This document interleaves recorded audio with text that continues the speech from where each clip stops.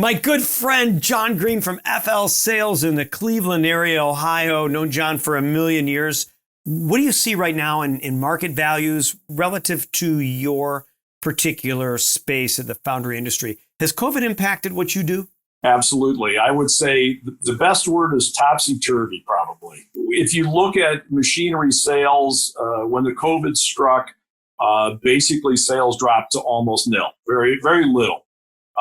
When the PPP money came out, we saw a huge influx of sales. We had a good month to 2 months until the money disappeared. And then after that was gone, we literally dropped off the map again. You have to remember that when we buy and sell equipment, we're not buying and selling what I call capital programs that much, where you're selling $500,000 worth of equipment or $1 million worth of equipment.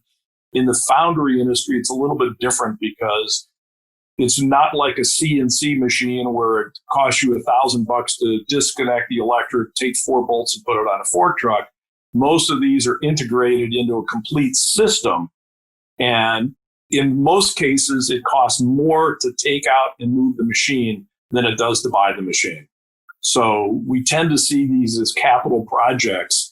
And for example, our warehouse, we have about 20,000 square feet. We have about 600 machines. Not any machine weighs more than about 25 or 30,000 pounds. And our normal sale in buying and selling our sales might be $40,000 to $50,000.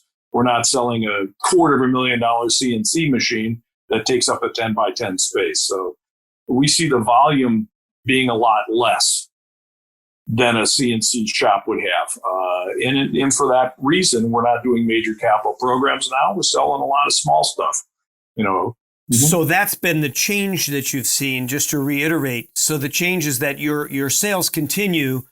However, you're seeing less of the larger projects coming through that require, on the other end of it, you'd be one component and maybe a much larger project where they're putting in new conveyors and there's a lot of soft costs involved in those things. You're seeing less of that. Absolutely. I mean, in fact, I've talked to 3 different OEMs, suppliers of new foundry machinery. They have said that they're filling out orders for the year. They are seeing inquiries, but no orders for next year to speak of.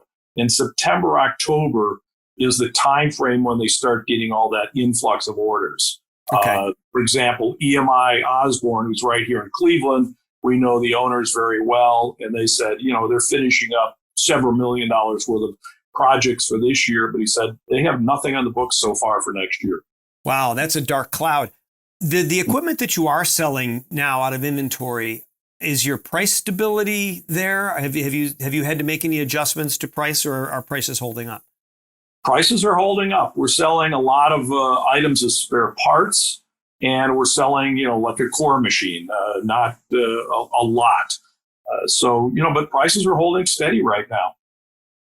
Well, that's good news. And I'm seeing that across many, many sectors where prices are steady. And in some cases, price stability is actually a price increase, and there's a high demand for some items, depending on what sector it is.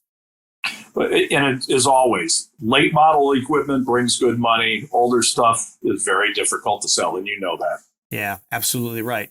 On Current Values, John Green, FL Sales. Thanks for your time this morning. You're welcome. Thank you very much, David.